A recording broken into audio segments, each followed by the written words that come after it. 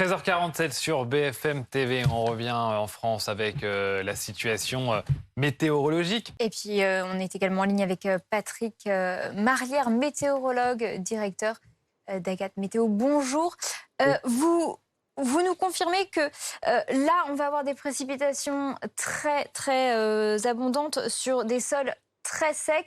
Vous nous confirmez que ce sont un peu tous les éléments qui pourraient provoquer des inondations. Il faut faire très attention là?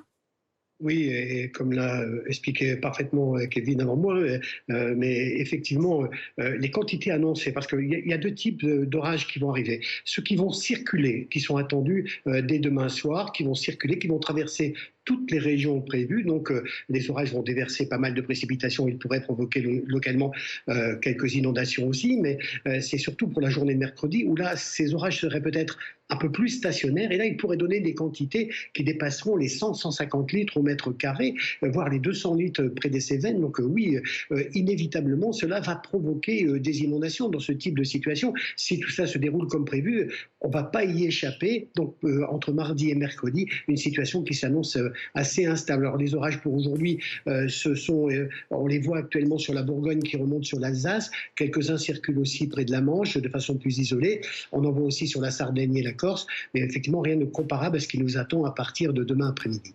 Patrick Marlière, après les fortes chaleurs, les violents orages, est-ce que peut-être après cet épisode d'orage, on va retrouver un semblant de climat stable, peut-être en septembre? Est-ce qu'on peut le dire, ça, ou pas? Oui, on peut presque s'avancer, hein, compte tenu que les prévisions saisonnières depuis le mois de mai sont assez correctes, hein, dans les grandes lignes de l'évolution du temps.